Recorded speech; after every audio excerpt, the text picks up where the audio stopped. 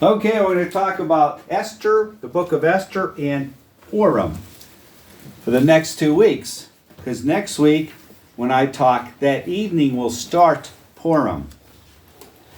Now, look at the sheet I gave you. The book of Esther is a chiasm.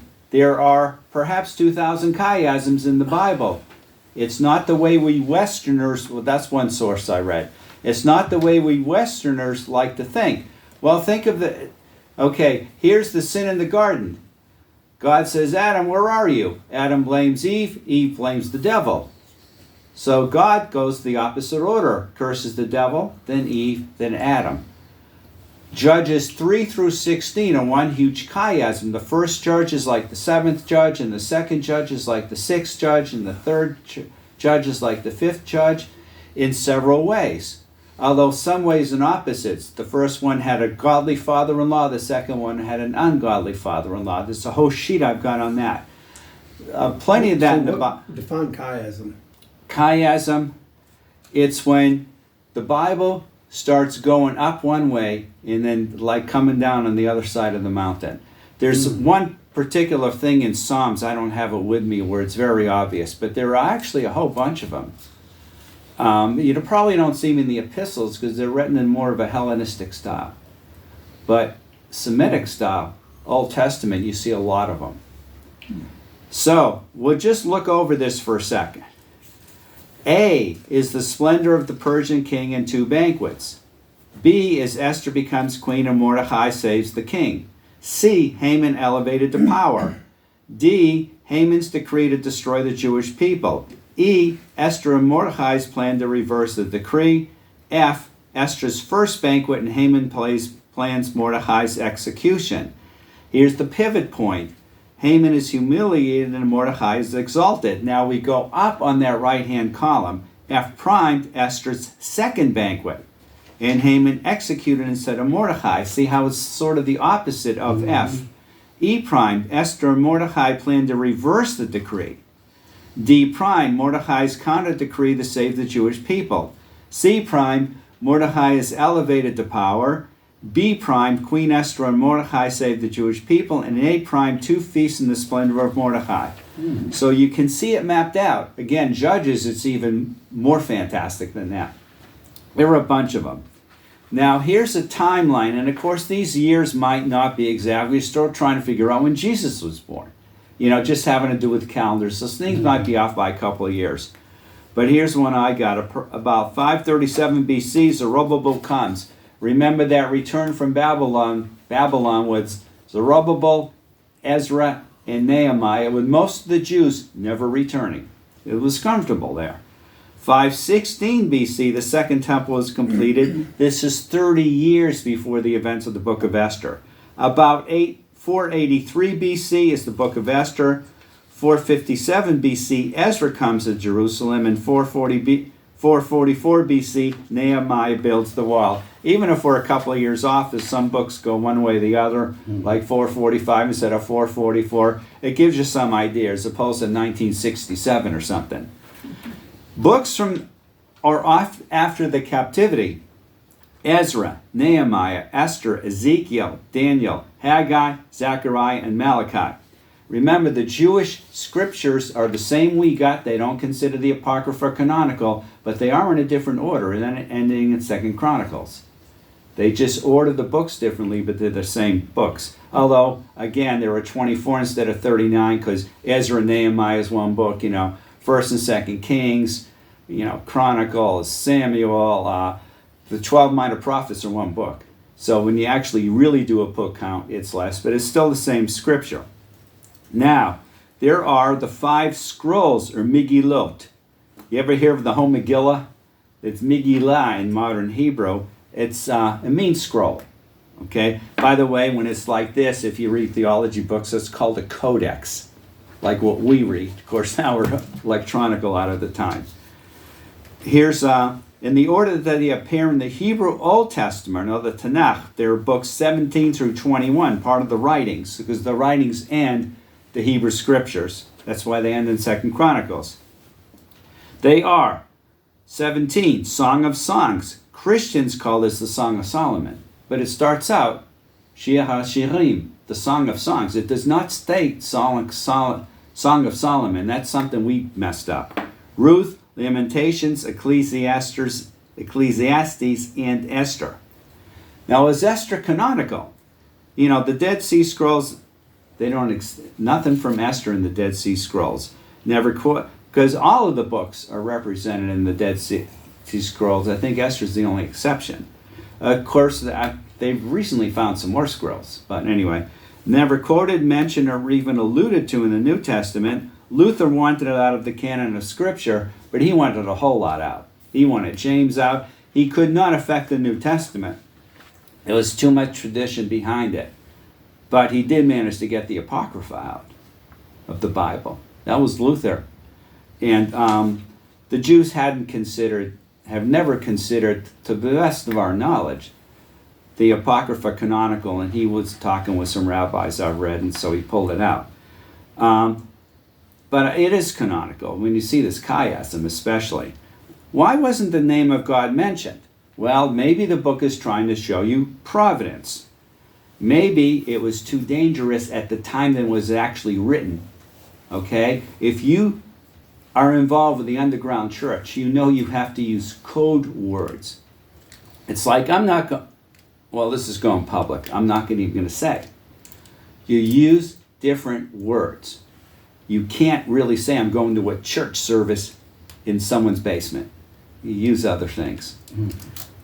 And here's one I thought of, or maybe I thought of this. It's probably not the reason. Maybe there was just a pagan author who didn't believe in God.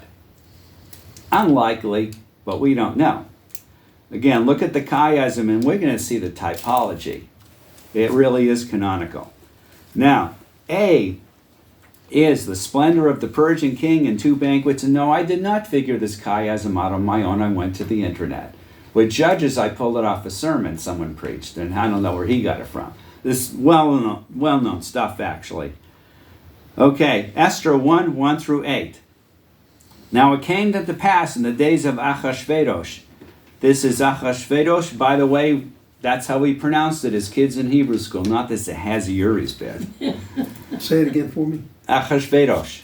Is that a Hebrew Yeah, word? it's Hebrew. Okay. Now, of course, being Persian, who knows how they pronounced it? In fact, if you listen to it, Hebrew tends to accent the last syllable. And it's really hard when you bring a Hebrew word into English to do that. I was listening to it last night by a Hebrew reader, Achashverosh. I'm not even going to try to do that. It messes up. I mean, Vashti. And it came to pass in the days of Achashverosh. This is Achashverosh, which reigned from India even unto Ethiopia, over 107 provinces. That in those days, when the king Achashverosh sat on the throne of his kingdom, which was in Shushan the palace, some Bibles will say Susa. In the 3rd year of his reign, he made a feast unto all his princes and his servants, the power of Persia and Media, the nobles and princes of the provinces before him. Oh, by the way, I was mentioning those scrolls because here they are. This is called a tikkun. It is, strictly in Hebrew, the 5 scrolls. I mean, they really do separate it in a sense or categorize it. Now, what this is you got Hebrew with the vowel markings, it's like a medieval thing, on one side, and here is what you'd see in a scroll, ecclesiastical font, on the other side. But exactly matches. No English in this thing. I think I got it from Amazon. But it's called a tikkun. It's the 5 scrolls. Where was I? Which is it the Torah, the first 5 books of the Bible? No, the 5 scrolls. Not the 5 scrolls: Song of Songs, Ruth, Lamentations, Ecclesiastes, and Esther. Okay. That part is called the 5 scrolls. Chamesh Megillot, or something like that. Okay? We say the whole Megillah as a scroll, and Megillah is scroll. But it's, or Hamishah Megillot. No, Chamesh Megillot is feminine. That's the 5 scrolls. Now, Esther 1 1 through 8. Now it came to pass in the days of Achashverosh. This is Achashverosh. This is Achashverosh, which reigned from India even unto Ethiopia, over 107 provinces. That in those days, when the king Achashverosh sat on the throne of his kingdom, which was in Shushan the palace, some Bibles will say Susa. Okay? You know, we say the whole Megillah as a scroll, but it's, In the 3rd year of his reign, he made a feast unto all his princes and his servants, the power of Persia and Media, the nobles and princes of the provinces being before him. When he showed the riches of his glorious kingdom and the honor of his excellent majesty many days, even in 180 days, that's 180 days, that's about half a year. And when these days were expired, the king made a feast unto all the people that were present in Shushan the palace, both unto great and small, 7 days, in the court of the garden of the king's palace, where were white, green, and blue hangings, fastened with cords of fine linen and purple, 2 silver rings and pillars of marble. The beds were of gold and silver upon a pavement of red and blue and white and black marble. By the way, bed we think of with this where you go to bed at night. It's more like a couch where they'd sit with a feast. Okay, because we'll see it later too. And they gave them drink in vessels of gold, the vessels being diverse one from another, and royal wine in abundance, according to the state of the king. And the drinking was according to the law. None did compel, for so the king had appointed to all the officers of his house that they should do according to every man's pleasure. Typologically, you can say it tastes to heaven. I mean, I'm not probably getting drunk and everything, but just the beauty of it. Ahasuerus, also known as Xerxes, he was a Zoroastrian. This is in the 20th year of his reign. The captain of his bodyguard, Artabanus, assassinated him. He inherited the vast Persian Empire from his father, Darius I, who is mentioned in passages such as Ezra 4:24, 5:5-7, 6:1-15, Daniel 6:1 and 6:25, Haggai 1:15 and 2:10. This is around 483 BC. Ahasuerus, by the way, this is basically word for word off the internet, a whole lot of this. Ahasuerus was assassinated? He was assassinated later. Oh, okay. Yeah. The captain of his bodyguard killed him. Hey, read the Bible about the kings of Israel. The northern kingdom, one kills another and then he gets killed. It's a lot of that, especially with the pagan kingdoms. Ahasuerus was planning for a doomed invasion of Greece, which would take place several years later. At this time, the city of Athens was in its classical glory, and in Greece they were celebrating the 79th Olympic Games. In its day, the Persian Empire was the largest the world had ever seen. It covered what today we call Turkey, Iraq, Iran, Pakistan, Jordan, Lebanon, and Israel, and parts of modern-day Egypt, Sudan, Libya, and Arabia. In those days, Ezra had returned to Jerusalem after it had been conquered by the Babylonians. The temple had been rebuilt some 30 years before. See, we're given this a time frame. It's not in Israel, it's in Persia. 516 BC, although more simply and without the glory of Solomon's temple. Remember, the guys that had seen Solomon's temple were crying about it. In 535 BC, the construction of the temple began. In 516 BC, the temple was completed and dedicated. Nehemiah did not build a temple, rather he rebuilt the second temple's wall about 444 BC in the space of 52 days. In 40 years, under their successor of Ahasuerus, Artaxerxes I, Nehemiah would return to Jerusalem to rebuild the walls of the previously conquered city. Revelation 2:17, he that hath an ear, let him hear what the Spirit saith unto the churches. To him that overcometh will I give to eat of the hidden manna, and will give him a white stone, and in the stone a new name written, which no man knoweth, saving he that receiveth it. The book of Esther has 6 parties.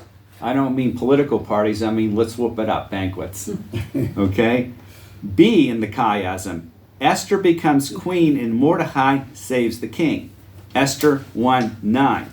On the 7th day, at 9, also Vashti the queen made a feast for the women in the royal house, which belongeth to King Ahasuerus. On the 7th day, when the heart of the king was merry with wine, the guy's been drinking, so have his buddies.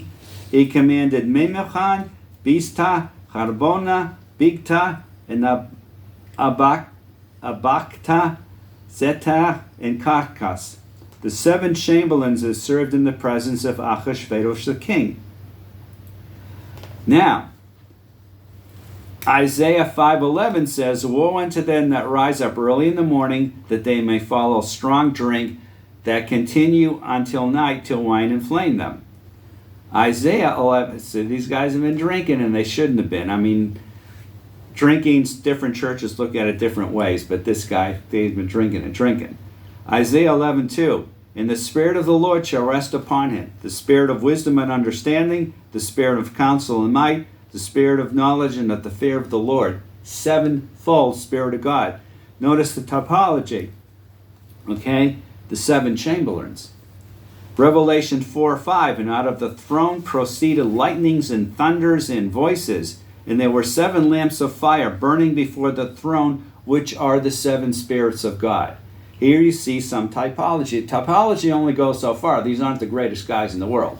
But you can see this. Esther 1:11, "To bring Vashti the queen before the king with a crown royal, to show the people and the princes her beauty, for she was fair to look on." And you got to wonder, these guys have been drinking. Was it just the crown or the crown and the robe too? You don't know. I think the readers of this originally would have known. But the queen Vashti refused to come at the king's commandment by his chamberlains. Therefore was the king very wroth, and his anger burned in him. Then he'd been, in a sense, snubbed. Then the king said to the wise men which knew the times, for so was the king's manner toward all that new law and judgment. And here we see 7 different people. And the next unto him was Karshena, Shetah, Admata, Tarshish, Meres, Marsena, and Memucan, the 7 princes of Persia and Media, which saw the king's face. See how that represents the Holy Spirit? Which sat first in the kingdom.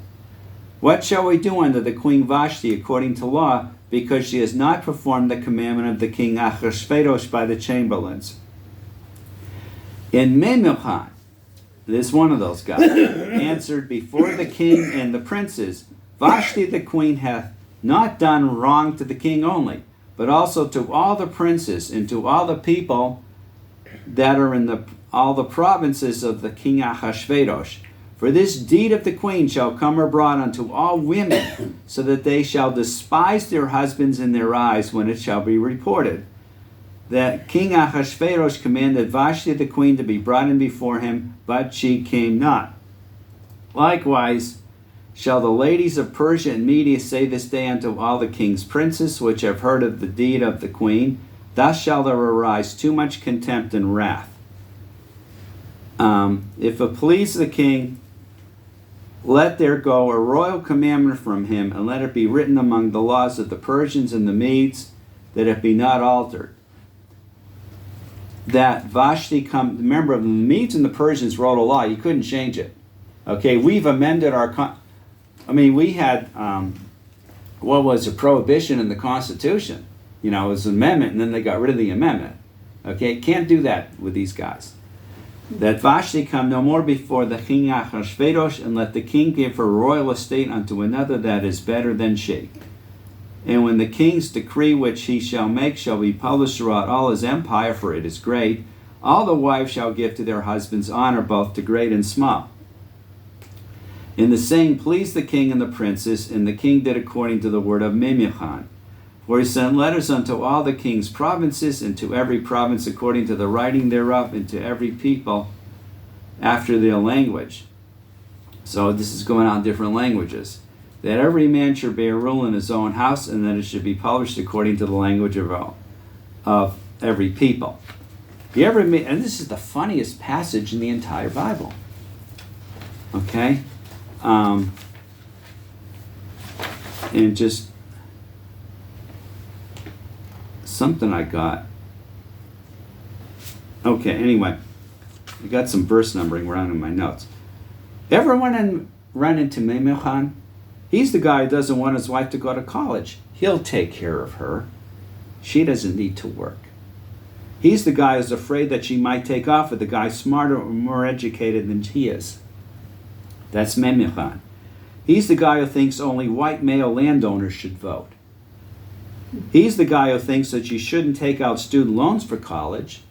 This is Meimei. Because you can always survive without such an education, and it's against the Bible to borrow. True, some people do well in the blue-collar world or the world of sales. Do you really think he wants his wife getting more educated than he is? And he teaches a financial freedom seminar to Christians. I am talking out of experience. I've run into Meimei myself. He's the guy in a church, this has happened, who gets a little perturbed when he finds out that you left a good job for a less secure job in order to move and put your wife through graduate school. That's what I did when I tell people. Some people get their,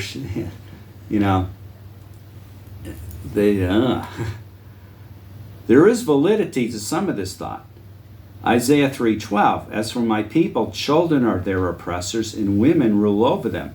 O my people, they which lead thee cause thee to err and destroy the way of paths. Yeah, I get a lot of affairs at the office. You become kind of attached to the people you work with.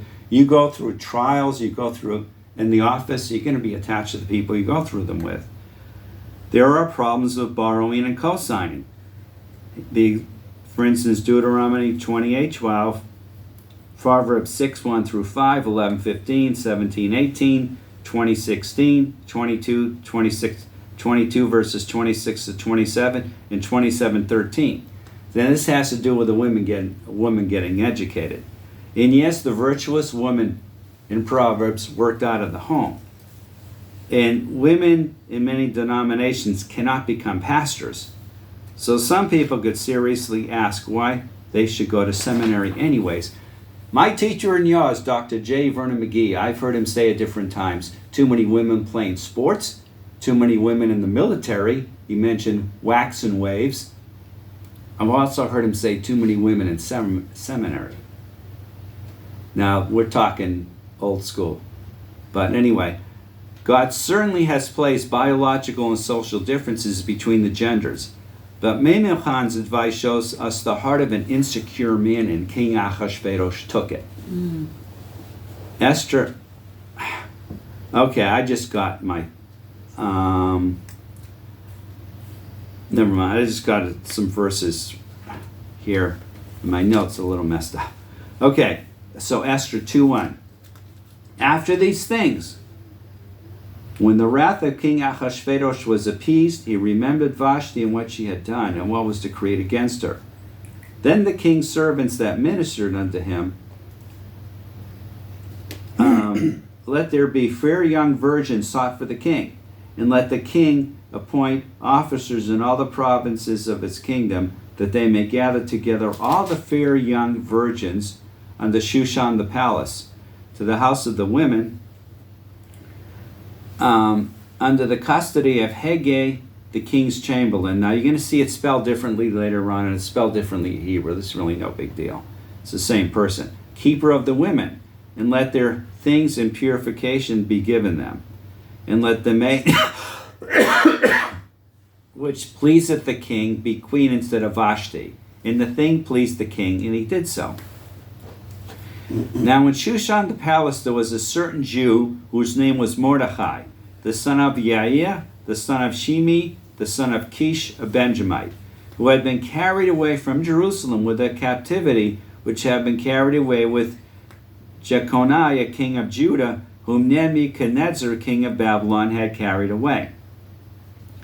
And he brought up Hadassah, that is Esther, his uncle's daughter, for she had neither father nor mother, and the maid was fair and beautiful, whom Mordecai, when her father and mother were dead, took for his own daughter. Okay, uncle's daughter, they are cousins.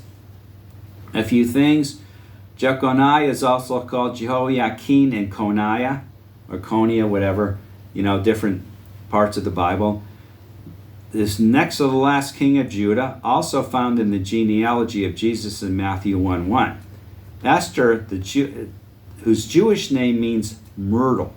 The Persian name Esther means star. Okay? Was raised by her cousin Mordecai since the death of her parents.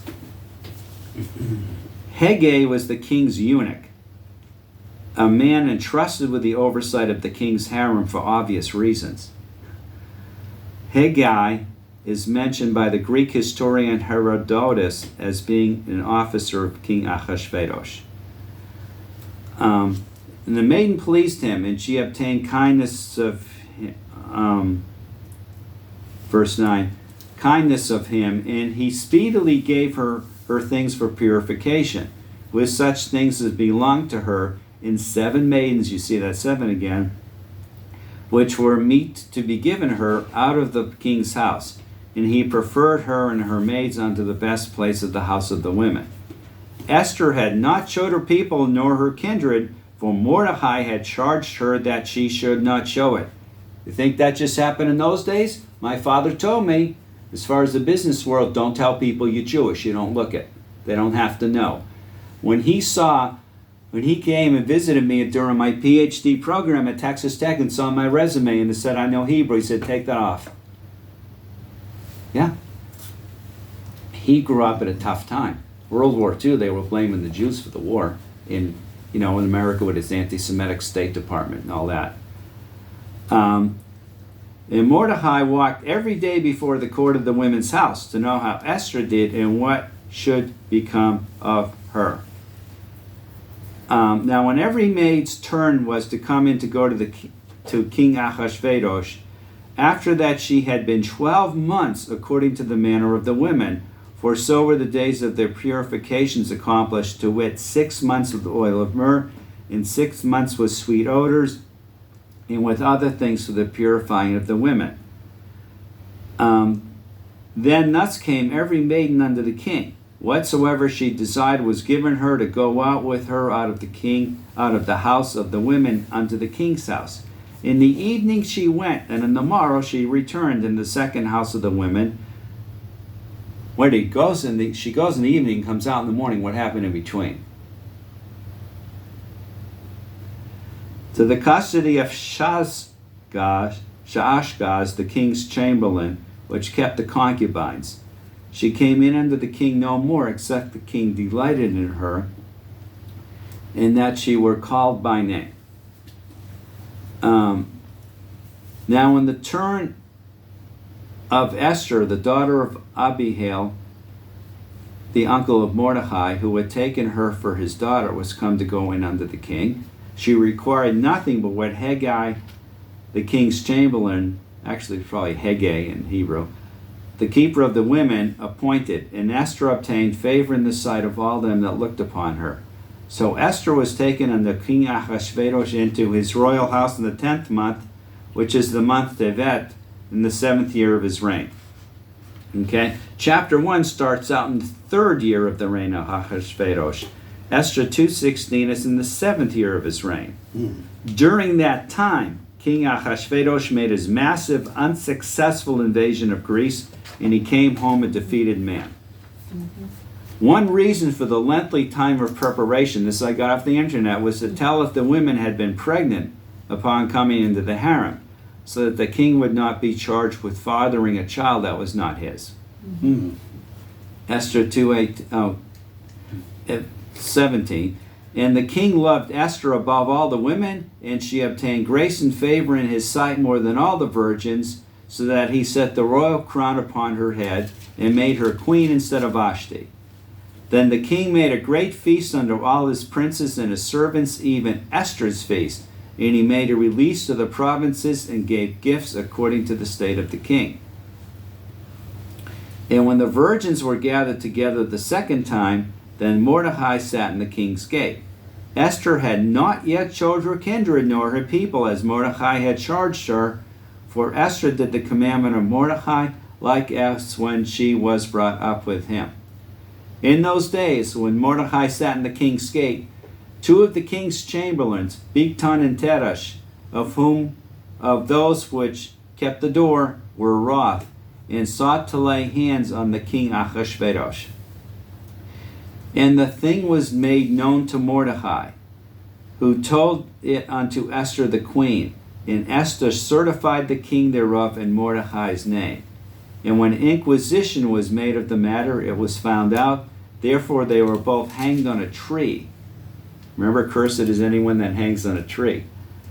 And it was written in the book of the Chronicles before the king. Now, I mentioned again, Ahasuerus was eventually murdered by his prime minister, who placed Artaxerxes first on the throne. Now it's like prime minister here. It's different websites. Sometimes you almost wonder. You're getting like information that's not the same. It was like a bodyguard earlier or something. It's probably. It's the same person. Now, Esther 3:1-6. Haman is elevated to power. This is C in the chiasm. Esther 3:1. After these things did King Ahasuerus promote Haman the son of Hammedatha the Agagite, and advanced him and set his seat above all the princes that were with him. Let's look at Genesis 25:21-23. Here's where the typology really starts to come in even more now. Genesis 25:21-23. And Isaac entreated the Lord for his wife, because she was barren, and the Lord was entreated of him. And Rebekah his wife conceived, and the children struggled together within her. And she said, If it be so, why am I thus?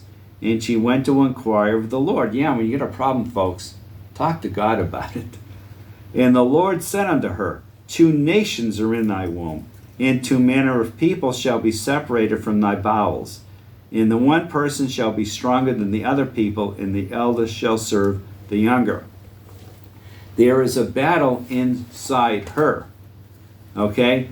Old nature fights with the new nature inside the regenerate all of our lives. See, we've been saved, and we're being saved. We will be completely saved when we get our resurrected bodies, no more sin nature. We're not there actually once you get to heaven, no more sin nature, but once we really get our glorified bodies, then that's complete salvation. We've got to see the Scroll of Esther as the battle of 2 natures in our lives, and how the new nature eventually wins out over the old nature. Ephesians 4:22-24.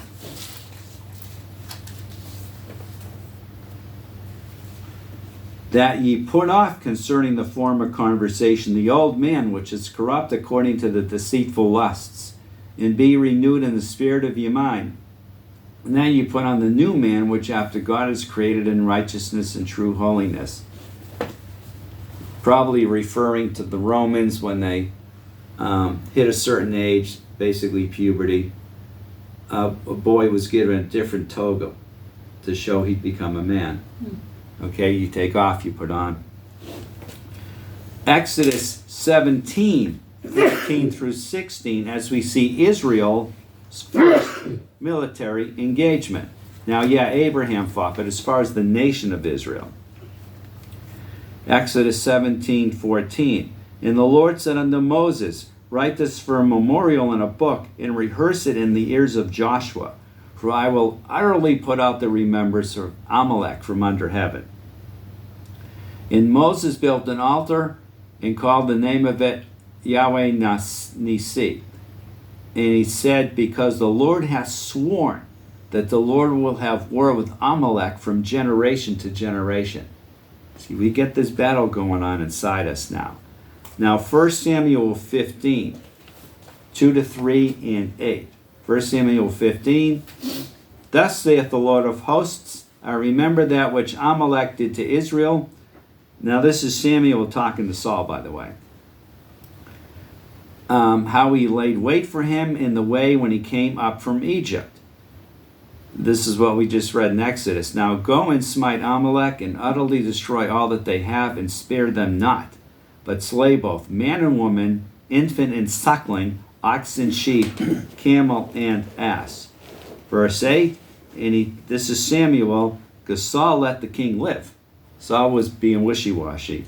And he meaning Samuel, took Agag, the king of the Amalekites, alive and utterly... Oh, this is Saul.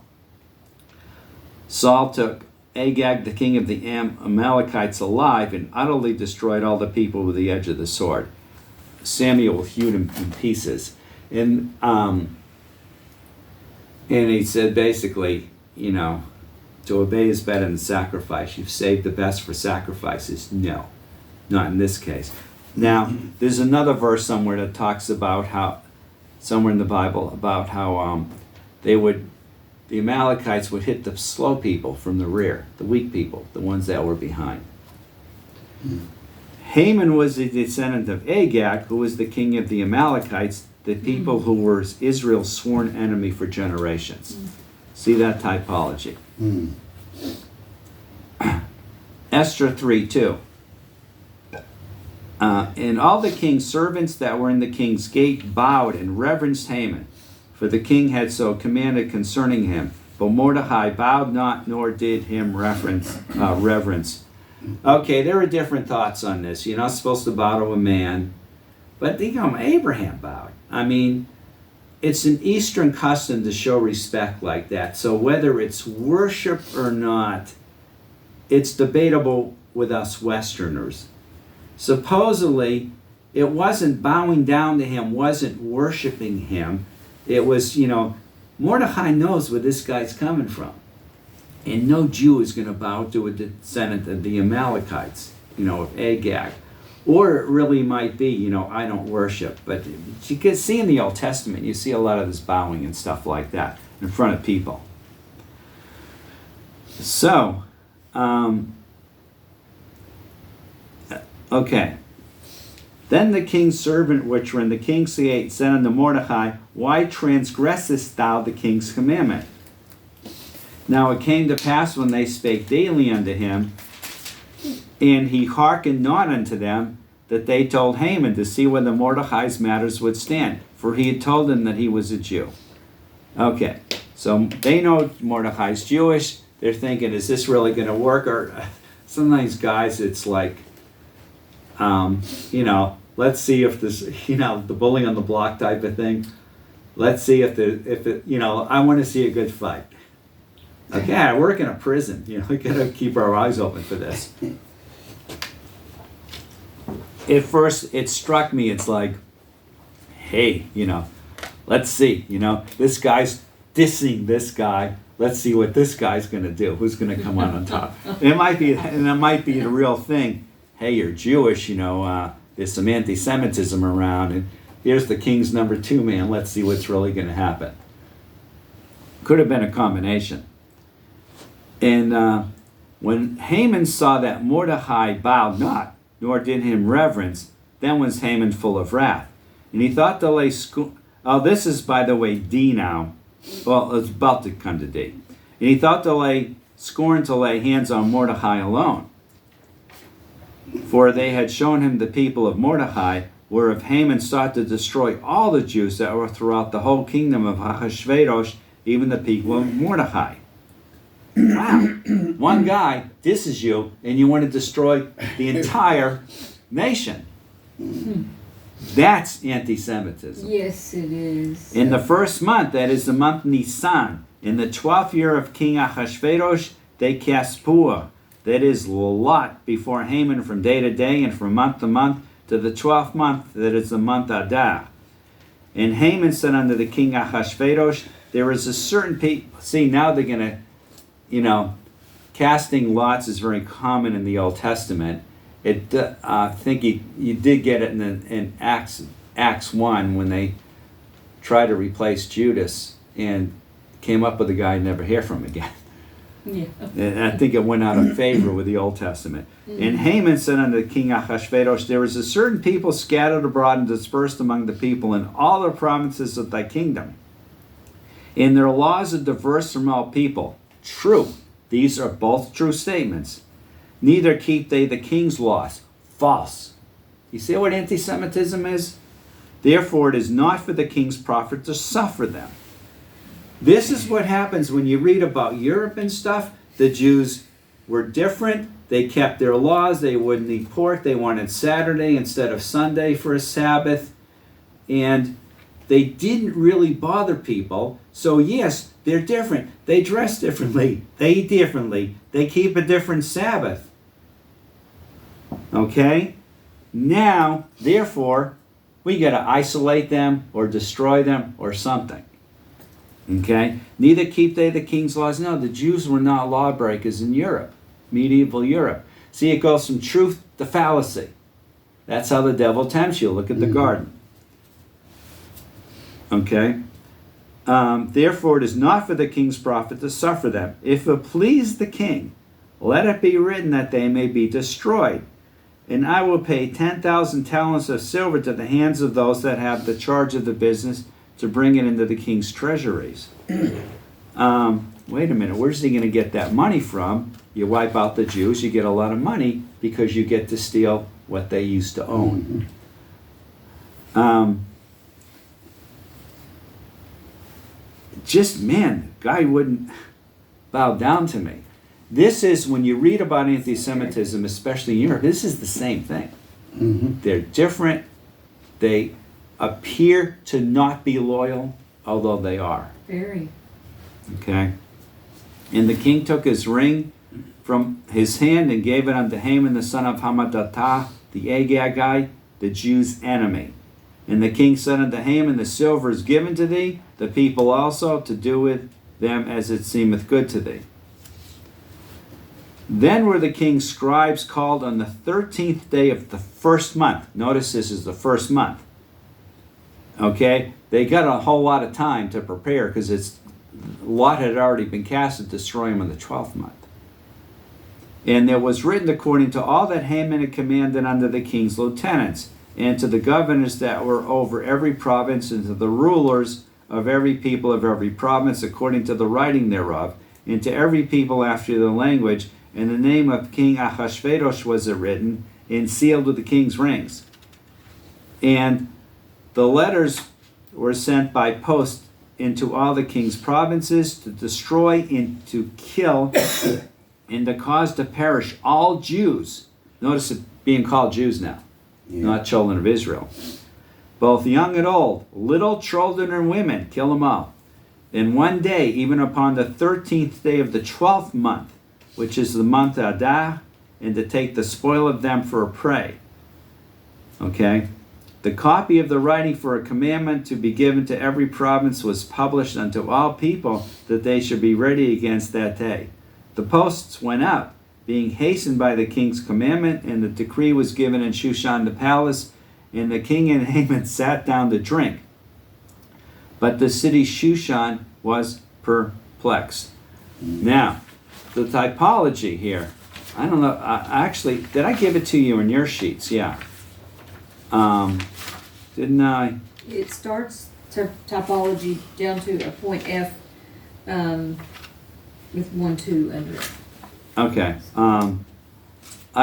I gave you something a little different than what I got. Okay. Now,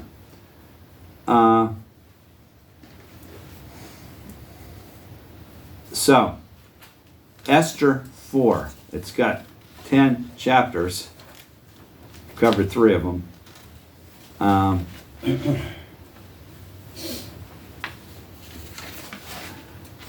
This is E. Esther and Mordecai's plan to reverse the decree. Okay, Esther 4, 1 through 17.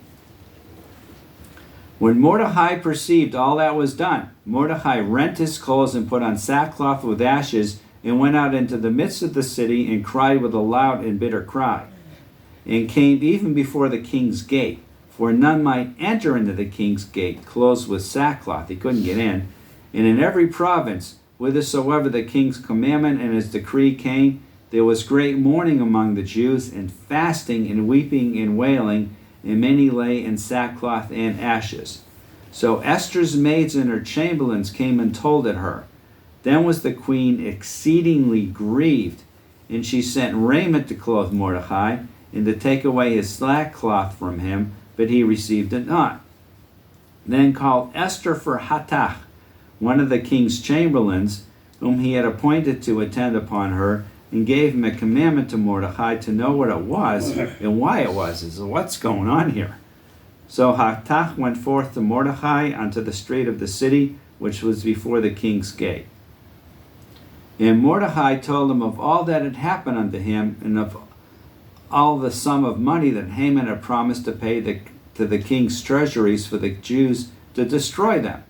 And he gave him a copy of the writing of the decree that was given at Shushan to destroy them, to show it unto Esther, and to declare it unto her. She didn't even know. and to charge her that she should go in unto the king to make supplication unto him, and to make request before him for her people. And Hathach came and told Esther the words of Mordecai. Again Esther spake unto Hathach, and gave him commandment unto Mordecai. And all the king's servants and the people of the king's provinces do know that whosoever, whether man or woman, shall come in unto the king into the inner court who is not called, there was one law of his to put him to death, except such as to whom the king shall hold out the golden scepter, that he may live. But I have not been called to come in unto the king these 30 days. Well, this is his wife, right? They sleep in the same bed, don't they? Of course not. He's got a bunch of wives. This is his favorite. Yeah. Right? If he's anything like the kings back then, I mean, she says, hey, honey, guess what? You know, right before going to bed, they're out to kill me. Yeah, I mean, those days. And they told Mordecai Esther's words. Then Mordecai commanded to answer Esther, think not with thyself that thou shalt escape in the king's house more than all the Jews. In other words, you're not going to live either.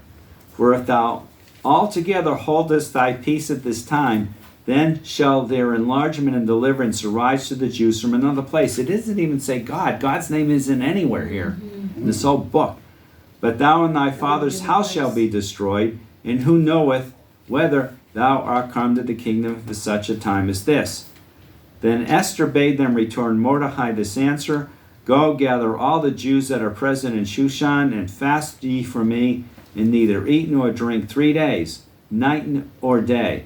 I also and my maidens will fast likewise, and so will I go in unto the king, which is not according to the law. She's risking her life. And if I perish, I perish. So Mordecai went his way, and did according to all that Esther had commanded him. Okay. Now, still got some time.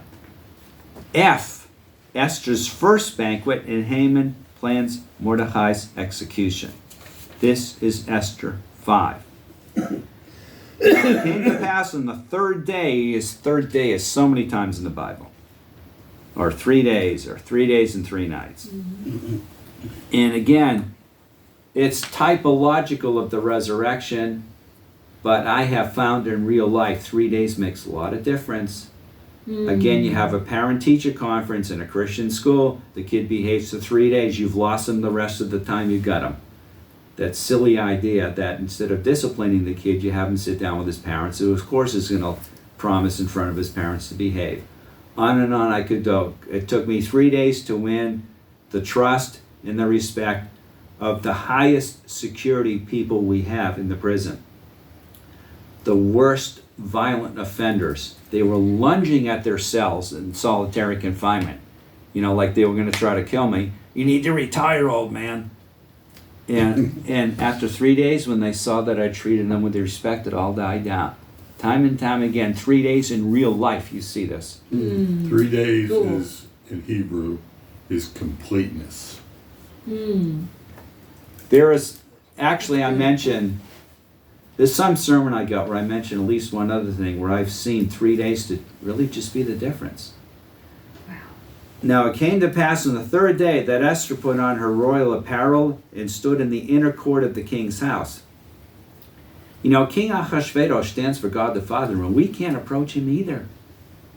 We can now because of what Jesus Christ has done. Okay? But, I mean, you know, no man shall see God and live. Over against the king's house. And the king sat upon his royal throne in the royal house over against the gate of the house. And it was so, when the king saw Esther the queen standing in the court, that she obtained favor in his sight. And the king held out to Esther the golden scepter that was in his hand. So Esther drew near and touched the top of the scepter.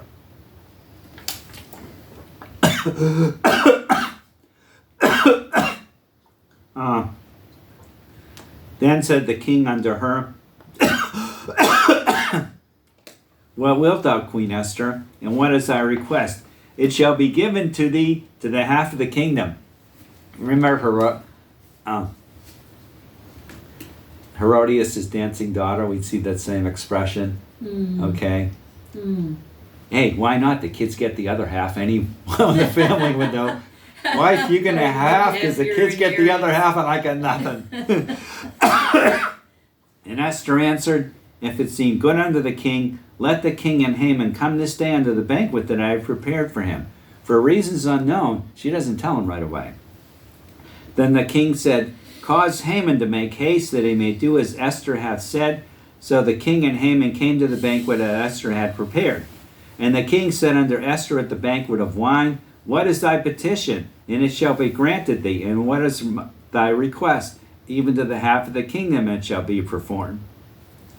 Then answered Esther and said, my petition and my request is, if I have found favor in the sight of the king, and if it please the king to grant my petition and to perform my request, let the king and Haman come to the banquet that I shall prepare for them, and I will do tomorrow as the king hath said. Why is she hesitating? I don't know. Maybe she's so scared. I mean, you get a husband that you can't even talk to him without risking your life. No, I mean, you think of domestic violence. No, remember, I'm working with felons 5 days a week. And now as a counselor. And some of them have domestic violence charges. And you think, and some guys really do beat their wives, which I think is absolutely terrible. Most people do think it's terrible. But, maybe she's just, well, at least I got this far. I have learned that when you fear something, sometimes you take it slowly. Okay?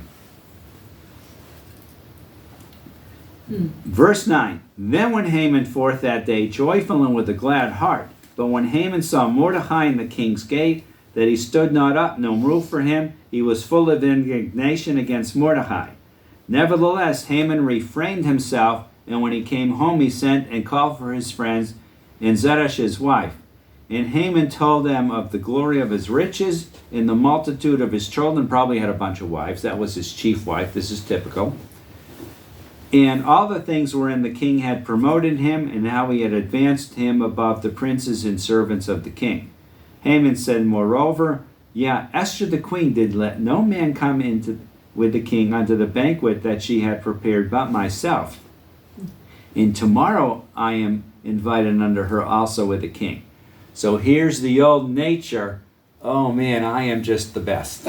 Okay? Like they say, it used to be in rock and roll songs, I love her, and now it's like I love myself. Yeah. Haman said, moreover, I just read that.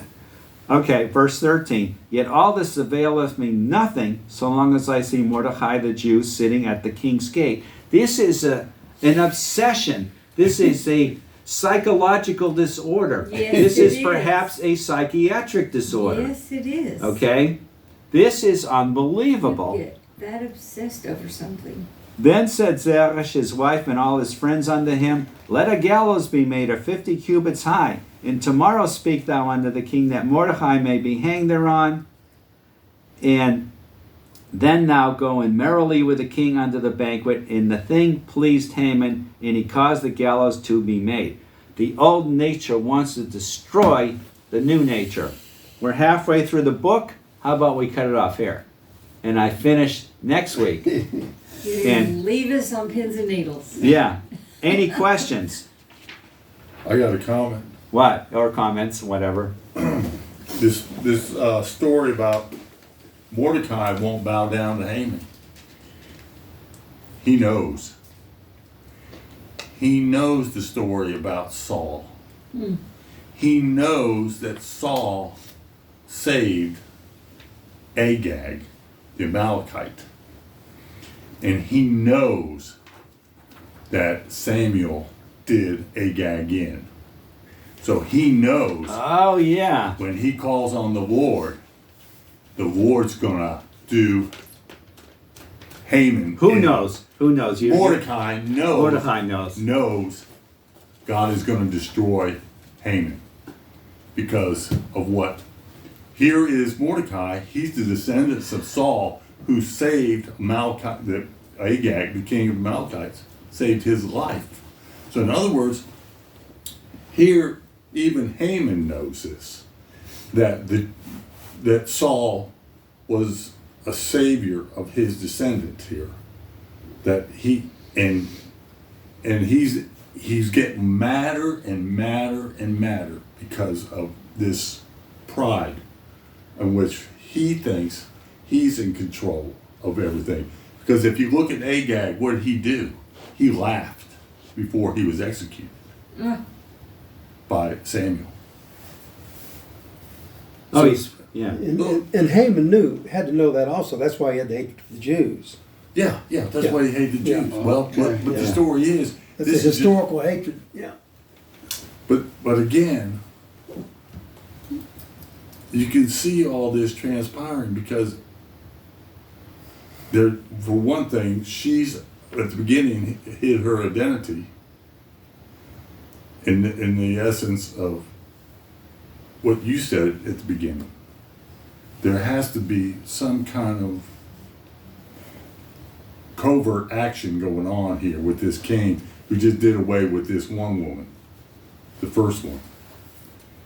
And Mordecai, he's being very good at this, knowing that God is with him and that she will be a very prominent possible candidate, and she becomes that.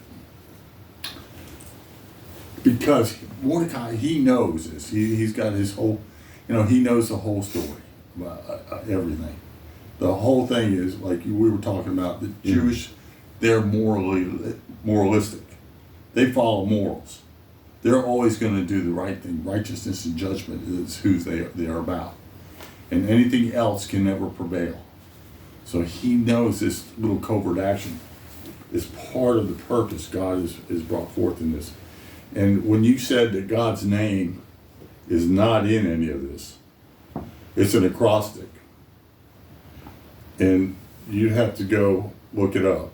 But the acrostic is the tetragram in 5 places, where verse after verse after verse at the beginning, each began with the Yod, Hey, Vav, Hey. Oh, wow. I didn't. So his name is on it, but he's not mentioned in anything in it. Interesting. Yeah. See, if you read about the underground church, you run into that. Read Richard Rembrandt, Torture for Christ, how you get to a meeting when the police catch up to you. And go to the meeting without telling them that you're going to the meeting. Okay? I remember that one when it was a kid caught. Where are you going? I'm not even going to tell you. Read the book. But I have been in circumstances where we had to be quiet about what we were doing. So we developed code words, okay? Still used. I'm not going to get into detail because this is going on YouTube, okay? I can remember a guy when I was in graduate school that was very strong, evangelical Christian, and he would talk to me and he wouldn't say, God did this, did that. He would just say, he. And there was reasons for that. And you think sometimes, this might have been actually penned down at a time when, hey, this gets out with God's name on it, someone's going to get hung. We don't know. Well, is this kind of connected to what, I guess it's Yeah, not. it might be, Well, even today, this just applied for the Jewish. The Bible applies to Jews, all the tribes, all the Gentiles. There's something for everybody in the Bible. Yeah. But today, in respect of the name, they won't even say his name. That's, okay, now I know, instead of, that I know I grew up with it. In the God, you write G-D. We saw up there, L-RD. They won't say Yahweh, Jehovah, or anything like that. They'll substitute another word in Hebrew. And I heard an Orthodox prayer, and instead of saying Elohim, they said Elohim. Elohim being the name, meaning God. That's still practiced today, which, by the way, has no biblical basis, because the Bible writes this out. It's just tradition, Now I guess it was thou shalt not use the name of the Lord thy God in vain, and you blasphemy my name among the nations. That might have been one of the reasons also. That's, later on in the Bible why they did that. And but it's in Jewish circles they'll even talking might not say God, they'll say Hashem, or when talking English, which means the name which they substitute. And when they write it, I remember prayers. I remember going to Hebrew school, and you'd see, we'd meet downstairs in like fellowship hall for an assembly at the end of the Hebrew school period, which is about 2 hours long, and sing Haktikva and stuff. And you'd see, like, let's say you'd see a prayer, and that word, Yahweh or something, they would just have 2 letters to represent it, because you couldn't even write it. The thing is, you just have to respect the Jewish aversion to using that name, realizing there's nothing biblical about it. It's just, then again, when you read Matthew, the kingdom of heaven, the kingdom of heaven. The other Gospels don't have that. Matthew's written for the Jews. Mm-hmm. Seek ye first the kingdom of God. They do use God a couple, maybe once or twice, whatever, but usually it's heaven. They change it. Right. It is. But Matthew did some other weird things that to keep on, with Jewish sensitivity. So at least, it's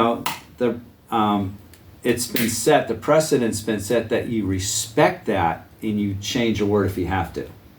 My guess is, Jesus didn't say kingdom of heaven, he said kingdom of God, because that's how it keeps showing up.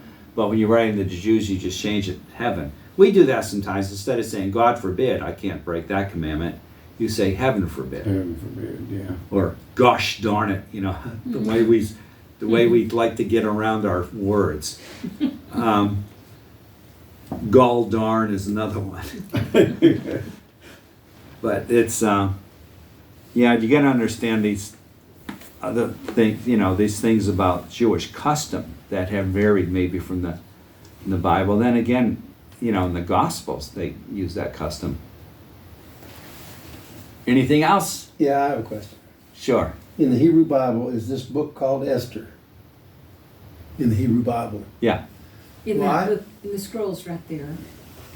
Yeah. It actually Okay. called It's called Esther. Okay. Well, I believe, I don't have a Hebrew Bible with me. This is simply the 5 scrolls. Right. But it's called Esther. Well, the reason I'm asking is why didn't they call it the Book of Edessa? Hadassah? Yeah, that's her Hebrew name. Why didn't they name it Hadassah? I mean, Because the book all of throughout Daniel- the book, Huh? it mentions Hadassah once, and the Yeah, rest I mean, of the book calls her Daniel- Esther, It's Esther. called the Book of Daniel. It's not called the Book of Belshazzar. Because in the book of Daniel, it says, it mentions Belshazzar, and then it says Daniel, Daniel, Daniel. Here it mentions Hadassah, and then it says Esther, Esther, Esther. If it had said Hadassah, Hadassah, Hadassah, they would have called it the book of Hadassah. To me, it's crazy to leave it the Babylonian name when that's not her name. Should have been the Book of Hadassah. Well, it had to do with the writer, is what you're saying. Yeah, the It had to writer do with kept the writing author. Esther. Yeah. The writer The in the author scripture keeps writing Esther. He mentions Hadassah once, and that's it. And Because Esther is the derivative of Easter. Go on. What? Ashtoreth. Esther. Yeah. Yeah. It's the Yeah, derivative but of that's- Easter's. That's the name. I mean, they use Babylonian names and stuff. Yeah. Nebuchadnezzar and all those guys. Which is Um, the goddess Astartes. You actually look in Acts, in the epistles, as the gospel's going on into the Greco-Roman pagan world, okay, they're starting to have to, I won't say make compromises, but reach out into people who didn't know Hebrew scripture. I taught in my church, like Acts 17, Paul's message is very different when he's up on Mars Hill. Because he's talking to people who don't know scripture. When he's talking to the Jews, he goes one way. When he's talking to pagans who didn't know scripture, he has to go another way. That makes sense. Yeah, it's called contextualization. Mm-hmm. Even worship. First time I ran into that term was a book I read a little bit of, found it in the library in San Antonio, was written by a guy who's now dead, but he's an American Indian with a PhD, by the way. And he talks about how we should, Indians, should conduct services. In other words, we're not doing it the white man's way, but we don't want to keep our old paganism that came with the American Indians either. But it's contextualization. You reach out to people, you have to think, and this is why, Paul says, we say when in Rome, do what the Romans do. But, don't eat anything that's going to offend somebody else. It's no good to just eat a ham and cheese sandwich, run around a synagogue eating a ham and cheese sandwich on Passover saying, look how free I am in Jesus. I mean, right. You're not going to win people that way. Right. You're not going to starve to death if you have to keep kosher law for a few days visiting Jewish people or something. In fact, you'll probably eat better. But there's, there is paganism in a sense that gets in there. I mean, these months of the year, God only gave 1 or 2 of them. It's like, where did the other ones even come from? I won't say God gave 1 or 2 of them. As far as the Bible goes, where did they get all, the 12 months of the year, et cetera, et cetera? There's a lot of paganism mixed in. It's not necessarily bad. Okay, sports. Nothing biblical about sports. Okay? And people get mad at this because it's so much a part of our American culture. Mm-hmm. But sports were part of the reason that they had that fracture in the days of the Hasmoneans, because they built a gym in Jerusalem when the athletes are running around naked. And so here we Greeks we Hellenists have, sort of conquered you. And by the way, we're running around naked, which really offended the Jews. But Paul uses some analogies from sports because the people knew about them, but were never encouraged to play sports.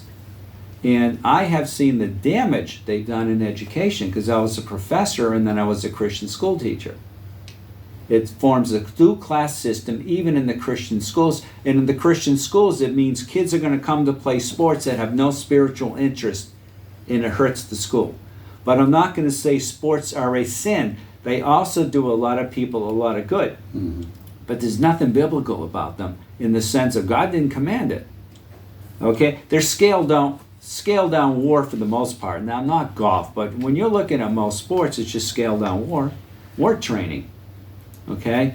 There's a lot of things from pagan cultures that we have to think, is this really a sin or is it not? Our days of the week or months of the year. What do we call them? Yeah. Where did those names come from? August, Caesar Augustus. The days of the week. Days of the week. Yeah. Named after the 7 things, originally named after the 7 heavenly bodies that are not stars. Well, the sun is a star. But that the sun, the moon, and the 5 planets that you can easily see. Uranus you can sometimes see. It gets close enough where if you really know to look at it, you can see it. I did that when I taught college astronomy. We knew where it was going to be. But, and then some of them got renamed after other pagan gods, like Friday after, Frigg's Day and Thursday, Thor's Day, and all that stuff. Well, is it sin? No, to say it's going to be Thursday. I mean, that's just the world we live in. Yeah. And to say, I can't say sports are a sin. This guy I went to Bible school with, really tall, really into basketball, and he's been an NBA chaplain for decades. And I'm sure he does a lot of good. My view of sports is I stunk at him. I mean, I went to the gym this morning. I'll go to the gym 6 days a week. But competitive sports, I certainly have problems with them. And on, especially as they mix with education and as they gain ascendancy over the academics. And this includes Christian school. I was in one Christian school and someone warned me, if you try to discipline someone, they're going to check to see if it's an athlete or not first. And he was right. I could go on and on about that. But there's just a lot of stuff. I have heard patriotism called civil religion. I'm not saying it's wrong. I'm not saying that's right or that's wrong. It is a teaching, the Pledge of Allegiance and all that. And I'm talking Christians. I'm not talking Jehovah's Witnesses who don't want to salute the flag as civil religion. I mean, how far do you take? See, we're not of the world, but we're in the world. I know as Christians we tend to want to leave the world and we get into a monastic mentality. That's where Christian schools come from. That's where Christian camps come from. It's a monastic mentality. It's not commanded in the Bible. I'm not saying they're wrong. They can be very good. But, we tend to want to set up societies, even if they're just small things like schools or something, that are completely Christian. And I could go on. I mean, you could argue these things either way. How do we get into the world if we isolate ourselves from the world? I want to move back up north. What do I hear? How could you leave Tennessee? Because Tennessee's, of course, Bible Belt. We got good politics. Well, what were the apostles thinking? Jesus is saying, Jerusalem, yeah, that's cool. Judea, that's cool. Samaria, say what? Samaritans? Those people, we're supposed to go to them? You ever notice that in the book of Acts, the apostles didn't do what they were told? They hung around Jerusalem maybe Yeah. too long, Looks like till they it. had to be spread out through. Actually, the apostles weren't kicked out. Stephen wasn't an apostle. But the apostles, well, most of them had Hebrew names. Now, Andrew and Philip didn't. They were probably good at hiding and stuff, but they weren't so anxious necessarily to get out and do what Jesus told them to do. They couldn't believe it. Samaria, wait a minute, uttermost parts of the earth, those pagans? Will all their pagan sin? So that's the whole cultural conversation, which could go on forever. Anyway, she's called Esther throughout the book, and they just mention her Hebrew name, Hadassah. And that's that. And so that's why it's called that, like Daniel. It's the same thing. Yeah, this is how they had to bring this forth. They have to bring it forth like this. Yeah. And this is exactly the teaching and what Jesus would teach about the Pharisees and scribes, that they claim, why do you eat among sinners? Why do you go to publicans? And so that they were following their pure, their ritualistic, their sinless, never wrong about anything, in comparing to how Jesus would just do just the opposite. So it's the same thing in that sense. We have to be the lower to understand with maturity how this word was printed, and to understand it by going back to the languages. Yeah. So it's good. It's good because, again, it's kind of like a cover. You have to understand all the elements of the way God would bring things forth, and all the writings. We have to remember we're not of the world, but we're in the world. By the way, Christian schools are baptized versions of the public schools. I know because I've taught in them. You start with a public school model and you Christianize it. Okay? That's what our schools, Christian schools are. And I'm not even saying that's wrong. But we're victims of our own rhetoric sometimes. Oh, we're going to do something very different. I'd say it's like I can act like a pagan and put a cross around my neck. I don't know. I mean, I'm not saying they're bad. They can do a lot of good. But they came from public schools, which, by the way, came from, our early schools here were religious. Right? The Puritans, I think, had the first mandatory schooling. The old Satan Deluders Act. We want our kids to be able to read so that Satan doesn't delude them. I mean, you got to look at the whole picture. But anyway, and I'm not saying Christian schools are bad or sports are a sin, but look at the whole thing. Yeah, there are a few that are starting to pop up that are approaching the private schools and Christian schools that are approaching it from a completely different perspective, like we want to teach them how to think for themselves. Instead of us tell them what to think, let's teach Yeah. them how to figure it out for themselves. Be great if I could find one. There are a Actually, few. I taught in 2 classical schools, and they tell you it's about thinking. No, it's not. It's not. It's about the modern classical Christian movement. Okay? It's about thinking like they do in Moscow, Idaho. Or, okay? No, I'm serious. Because I've taught in 2 of them, and I know. You start to think, you're in trouble in those schools. Okay? And especially if you express what you're thinking. But I understand that. I actually was interviewing on the phone once for one, and the guy wanted me to use classical methodology to teach science and math or something. I said, you can't do that. He says, yes, you can. We got in an argument. I mean, maybe you can. And I know some schools try. I was interviewing at one school, and they had this beautiful, huge, expensive, and I think donated or something, desk, and everyone sit around, you know, and they discuss things. And I guess you can do that. There are ways to do that. But it's interesting. See, I teach math and science. And science really got going in 1953.